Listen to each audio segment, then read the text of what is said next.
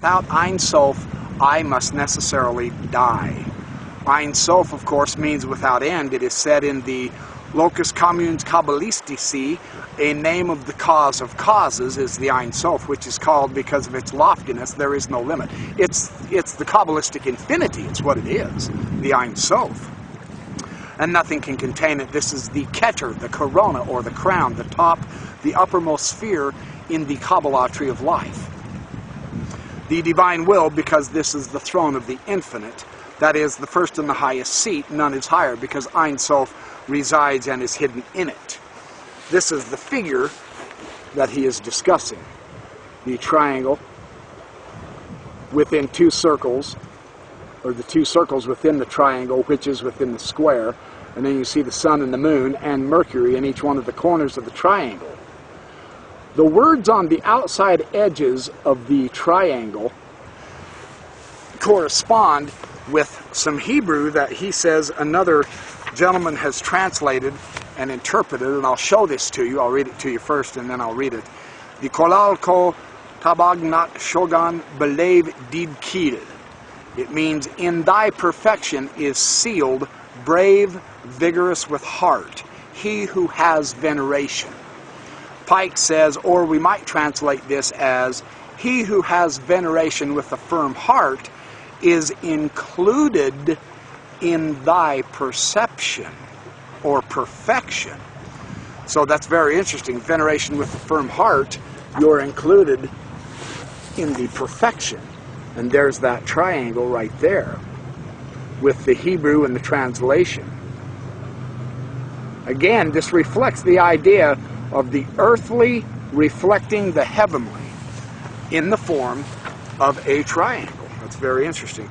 These Hermetic principles that Pike discussed in the Esoterica as a basis for some of the number symbolism in the Masonic lodges, in our numbers, in the Pythagorean theorem, the 47th proposition of Euclid, with which we do emphasize, all of these tie in together as we incorporate the words, the figures, the gestures, the clothing, the shapes, and we recognize that all of nature, everywhere, from the brook behind me, the trees, the grass I'm sitting on, the air I'm breathing, the mountains I'm enjoying, the sunshine that shines in my eyes when I look up at it.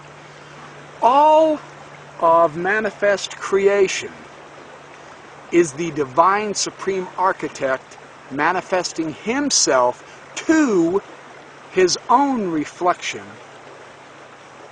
which is us,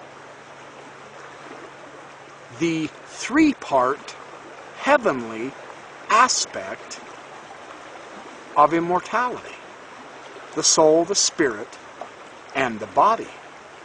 Hence the importance of the triangle as a geometric figure. The 47th proposition of Euclid, which Masonry emphasizes, and the intent interest in the fellowcraft degree of studying geometry. We're not kidding.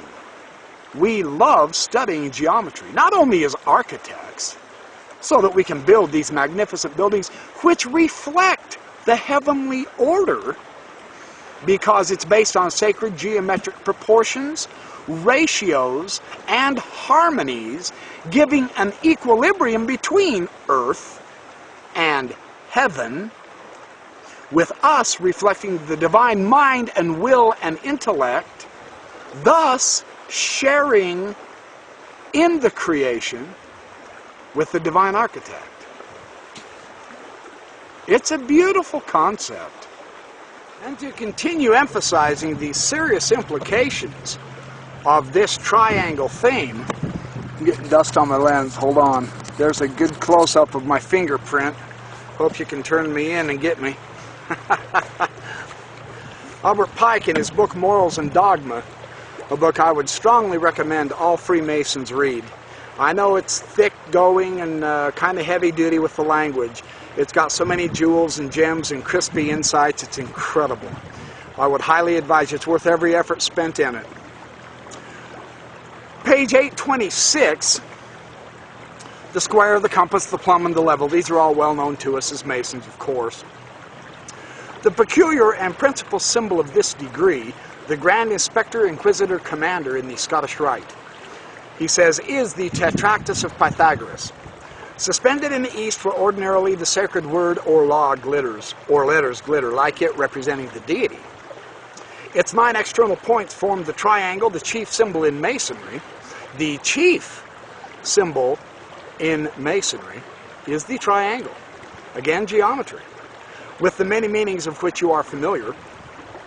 To us, its 3 sides represent the 3 principal attributes of the deity, which created and now, as ever, support, uphold, and guide the universe in its eternal movement. The 3 supports of the Masonic temple, which itself is an emblem of the universe, wisdom, or the divine infinite intelligence, strength or power, the infinite divine will, and beauty, or the infinite divine harmony. The 3 pillars of Freemasonry. The eternal law, by virtue of which the infinite myriads of suns and worlds flash ever onward in their ceaseless revolutions, without clash or conflict in the infinite of space and change and movement, are the law of all created exigencies. To us, as Masonic judges, the triangles figures forth the pyramids. Interesting, which planted firmly as the everlasting hills and accurately adjusted to the 4 cardinal points, defiant of all the assaults of men and time, teach us to stand firm and unshaken as they, when our feet are planted upon the solid truth. It includes a multitude of geometric figures, all having a deep significance to Masons. The triple triangle is especially sacred because, of course, it is a representation of the deity. Prolonging all of the external lines of the hexagon, which also it includes, we have 6 smaller triangles whose bases cut each other in the central point of the tetractys, itself always the symbol of the generative power of the universe. So the tetractys is a symbol of the generative power of the universe. You can get a cube out of it.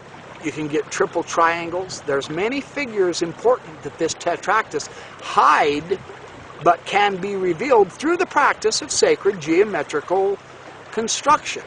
That's why we emphasize due geometry.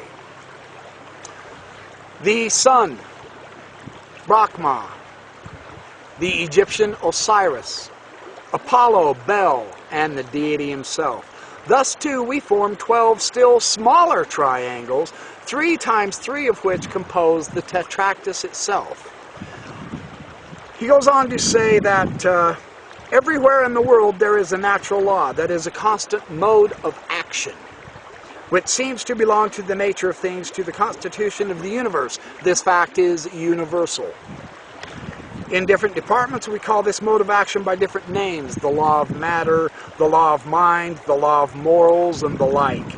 We mean by this a certain mode of action which belongs to the material, the mental, or the mental forces with which we are dealing with in this world. To come to an appreciation of these laws, we have to learn proportion, harmony, geometry, the moral law, study the creation, live in the creation, appreciate the creation, and see the beauty and power of the color, the shape, the inherent philosophical truths that we gather from nature, since, as Freemasonry understands, nature itself is the manifestation, the visible manifestation of the invisible deity. So it is based on laws which we would do very well to emulate, to put together in our own buildings and in our own lives. It's fabulous how it all ties together, as Pike well noted in his numerous philosophical, religious, and Masonic writings.